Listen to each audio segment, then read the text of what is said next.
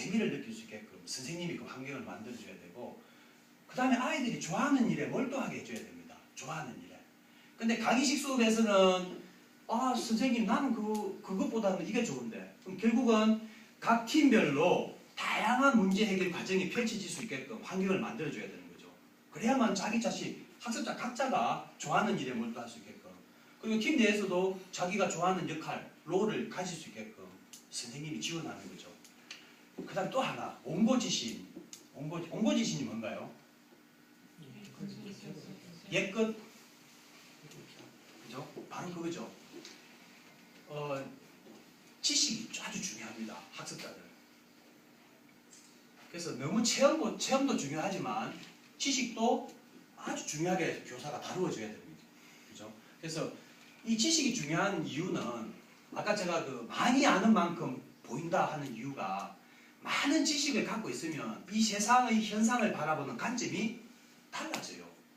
이제 내가 어느 높이에서 세상을 보느냐죠. 요즘 저도 드론에 관심이 많아가지고, 우리 인간의 키는 2m 전후라고 보면 이 세상은 2m 전후의 세상만 지금까지 보고 살았거든요.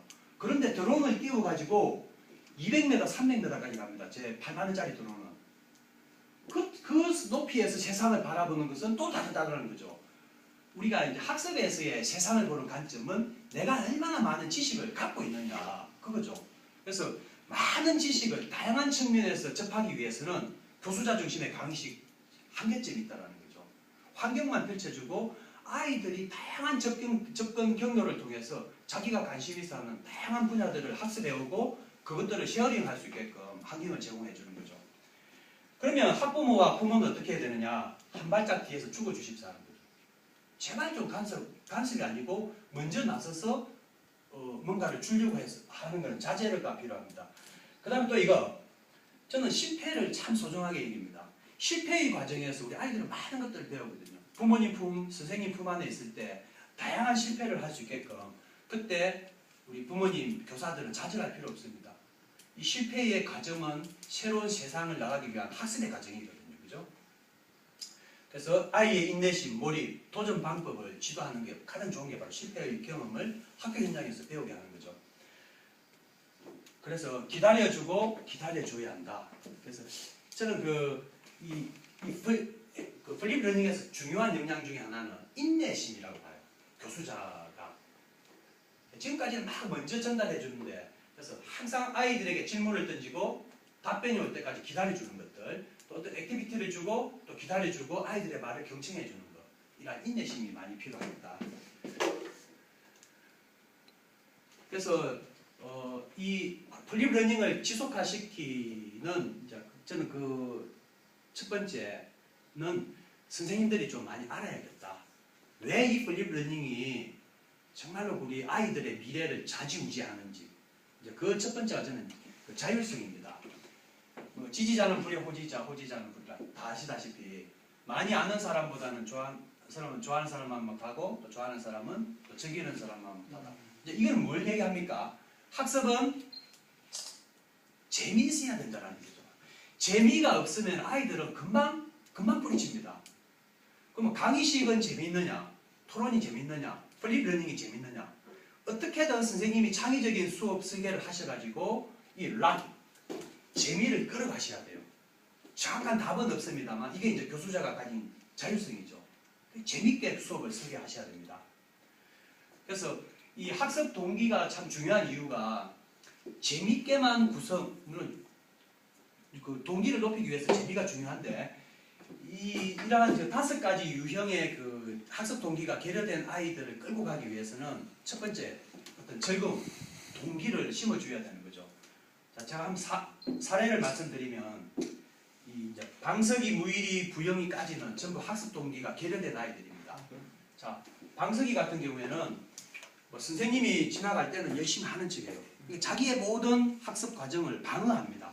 그리고 선생님이 이렇게 쑥 지나가고 나면 딴짓해요. 뭔가 만지고, 결국은 다른 사람 눈에는 내가 열심히 하는 학생으로 보여지길 바라고 실제 학습은 열심히 하지 않는 자기 방어적인 아이들. 두 번째, 무기력한 무의리. 이제 세상을 통달한 아이죠. 선생님이 보든 엄마가 무슨 말을 하든 관심 없어. 엄마 내가 왜 공부해? 선생님 나 이거 하기 싫어요. 숙제 하기 싫어요. 숙제 왜 안 해왔어? 하기 싫어서 안 했어요. 이제 완전히 이런 그 무기력한 무의리. 안전지혜주의 안수기. 이 안수기는 그 자기에게 유리한 것만 해요. 이제 조금 편식을 한다는 얘기죠. 그래서 자기가 좋아하는 중심으로 하면서 선생님이나 주위 사람들로부터 칭찬을 듣죠. 그래서 자기가 좋아하는 안전제일주의 그렇게 가고, 그 다음에 만족해하는 만수는 자기 자신이 얼마나 똑똑한지를 알아요. 아, 나는 조금만 노력하면 충분히 100점을 받을 수 있고 인정받을 수 있는데 뭐 굳이 내가 초등학교 학생인데 그리 애써가면서 100점까지 나중에 고등학교 가서 내가 잘해서 좋은 대학 가야지. 자기 자신하고 타협을 해버리고 한 80점, 85점 선만 유지를 해요. 그래서 그 부모님이 학부 와셔갖고 면담할 때 선생님이 이런 얘기하죠. 아, 만수는 조금만 하면 충분히 우등생이 될 수 있는데 왜 노력을 안 하는지 모르겠어요. 이제 자기 자신하고 타협을 하는. 그래서 뭔가 동기가 지금은 부족하기 때문에 그렇죠. 부영이는 항상 불안해합니다. 아, 수학 시간만 되면 손이 떨리고 화장실 가고 싶고, 체육 시간만 되면 갑자기 보건실에 가고 싶고.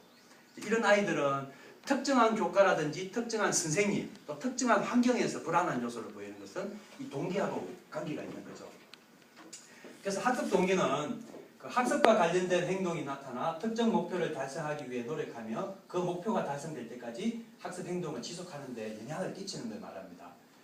그러면 우리 교수자가 이제 나중에 우리 플립러닝 진행할 때 딱 보면 압니다. 저 아이는 학습 동기가 있는지 없는지. 지금 이게 중요한 게 그 수업 상황은 라이브잖아요. 그죠? 내가 아무리 좋은 교수 설계를 해도 이 라이브 상에서는 돌발 요인이 너무나 많습니다. 특히나 공부에 대한 동기가 없는 아이들을 봤을 때 이제 교수자는 즉각적인 처치 활동을 해야 되잖아요. 이제 먼저 진단을 정확하게 하셔야 됩니다. 첫 번째, 레이턴시, 잠시입니다. 자, 여러분 오늘 그 소프트웨어 프로그램 이거 한번 해봅시다. 언제까지 5분 드릴 테니까 한번 해서 발표합시다. 근데 대부분은 열심히 하는데 한 학생은 하든가 말든가 다른 아이들 실제 액션까지 들어가는 시간이 아주 엄청 긴 시간이 있어요. 그 아이는 이 학습 동기가 다른 아이들보다 부족하다는 거죠. 그것을 이제 우리는 잠시라고 합니다. 레이턴시. 두 번째는 강도입니다. 선생님의 말이 떨어지자마자 바로 강도 높게 액션 활동을 합니다. 아주 동기가 높은 아이들이죠. 그런데 설렁설렁 하는 아이들이 있어요. 그 다음에 지속성입니다. 5분 동안 해보자, 10분 동안 해보자 했을 때 지속성을 가지고 있는 아이가 있는가 하면 아주 산만하거나 다른 행동을 하는 아이들은 동기가 떨어지고, 그 다음에 그 공부 잘하는 아이들의 특징이 인지적, 정서적 반응입니다. 자, 뭔가 어려운 걸 해보자 할 때 너무나 즐거워하는 아이들이 있어요. 아, 교수님 이거 제가 한번 해볼게요. 도전해볼게요. 인지적 갈등이 일어나가지고 너무나 기분 좋게 접근을 하죠.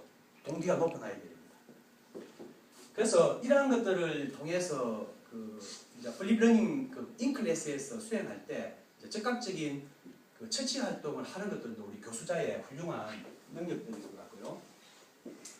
그다음에 자기 동기력은 이제 자율성이라는 것은 스스로 동기를 유발하는 핵심적인 요인인데, 이제 자율성의 수준이 높을수록 자기 동기력을 발휘할 가능성이 높다. 그죠? 네. 자, 이거 재밌는 사례인데 한번 이거 보시죠. 어떻습니까? 어떤 환경이죠? 자, 우리 일명 고등학교 교실에서 시체놀이 해보셨습니까? 시체놀이죠. 자, 고등학교에서 50분 수업하는데 아이들 정말 재미없이 열심히 필기하고 선생님 말 듣습니다. 그런데 쉬는 시간 10분 딱 선생님이 나가는 순간부터는 확 떠들면서 시체놀이 하잖아요. 바로 왜 이렇게 즐거울까요? 10분 동안이. 이제 자기 동기력이죠. 야, 10분 동안은 그동안 억눌렸었던 50분 동안에 반대해서 10분 동안에 나한테 주어진 자율성이 너무나 강하게 표출할 수 있는 기회가 있는 거죠. 그 다음에 우리 아이들 보면은 모래밭에 가면 막 사죽을 놓습니다. 막 자기가 만들고 싶은 것들 할 수 있죠. 그 이유가 뭘까요? 어린 아이들. 바로 자기만의 자율성을 가지고 자기만의 세상을, 모래를 가지고 만들 수 있다는 거죠. 바로 자율성이 주어지면 아이들은 즐거워집니다. 즐거워지고 행복해야지고. 그 다음에 이거 있죠. 엄마가 열심히 방 치워놨는데 아이들은 들어가서 가장 먼저 하는 거 막 끄집어내갖고 어집니다. 왜? 아이들은 본능적으로 즐거움, 자기들만의 세상에서 즐거움을 추구하기 때문에 엄마가 왜 치웠는지는 중요하지 않아요. 끄집어내갖고 막 어지면서 막 발로 차고 던지고 이게 더 즐겁단 말이죠. 그 자율성이 주어졌기 때문에 그래요. 그래서 이 수업 자체도 선생님이 주도하는 수업보다는 아이들에게 많은 권한을 넘기면서 자율성을 주어라. 그러면 아이들은 재미를 느끼면서 몰입을 한다는 거죠. 자, 이거는 이 얘기하려면 좀 시간이 걸려서 생략하겠습니다. 그 다음에 두 번째 오해. 지능은 변하지 않는다.